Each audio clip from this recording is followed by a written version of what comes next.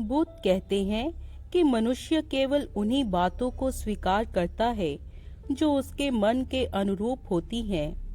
वो कभी भी उन बातों को ना देखना चाहता है और ना सुनना चाहता है जो उसके मन के अनुरूप ना हो।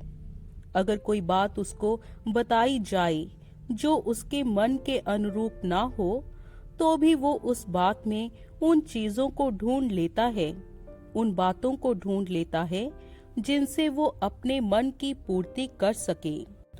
बुद्ध अपने शिष्यों के साथ प्रवचन देने के लिए कहीं जा रहे थे। रास्ते में उनके प्रिय शिष्य आनंद ने उनसे पूछा कि हे बुद्ध, आप इतने लोगों को प्रवचन देते हैं, उनमें से कुछ आपके साथ आते हैं, कुछ आपके विरोध में हो जाते हैं। जो आपके साथ आते हैं उनमें से कुछ आपके संग में सम्मिलित हो जाते हैं और कुछ वापस चले जाते हैं। जो आपके संग में सम्मिलित होते हैं उनमें से कुछ ज्ञान को प्राप्त हो जाते हैं और कुछ लोग भटक जाते हैं। ऐसा क्यों होता है? आप जैसा गुरु पाकर भी और आपसे इतनी ज्ञान की बातें सुनकर भी सभी लोग एक समान प्रतिक्रिया क्यों नहीं देते? बुद्ध ने उस समय आनंद से कुछ नहीं कहा। बुद्ध एक गांव में पहुंचे और अपना प्रवचन देने लगे।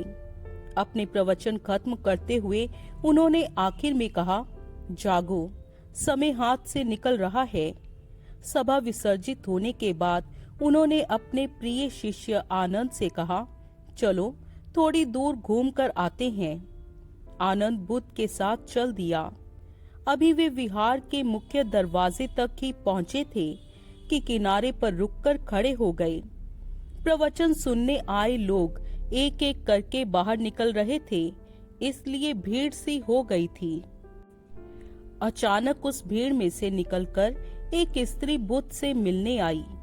उसने कहा, तथागत, मैं नर्तकी हूँ। आज नगर सेठ के घर मेरे नृत्य का कार्यक्रम पहले से तय था, लेकिन मैं उसके बारे में भूल चुकी थी। आपने कहा समय निकला जा रहा है, तो मुझे तुरंत इस बात की याद आई। अब मैं वहीं जा रही हूँ। इसके बाद एक डकैत बुद्ध की तरफ आया। उसने कहा, तथागत, मैं आपसे कोई बात नहीं छुपाऊंगा।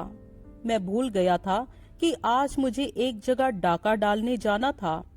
आपका उपदेश सुनते ही मुझे अपनी योजना याद आई और मैं वहां अब डाका डालने जा रहा हूँ। आपका बहुत बहुत धन्यवाद।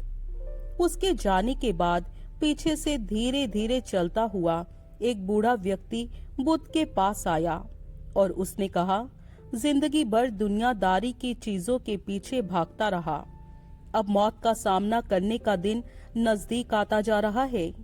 तब मुझे लग रहा है कि सारी जिंदगी यूं ही बेकार हो गई। आपकी बातों से आज मेरी आंखें खुल गई हैं।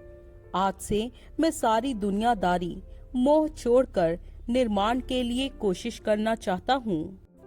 जब सब लोग चले गए तो बुद्ध ने कहा, देखो आनंद, प्रवचन मैंने एक ही दिया था, लेकिन उसका हर किसी ने अलग अलग मतलब निकाला। जिसकी जितनी झोली होती है उतना ही धान उसमें समा पाता है। निर्वाण प्राप्ति के लिए मन की झोली को उसके लायक होना होता है।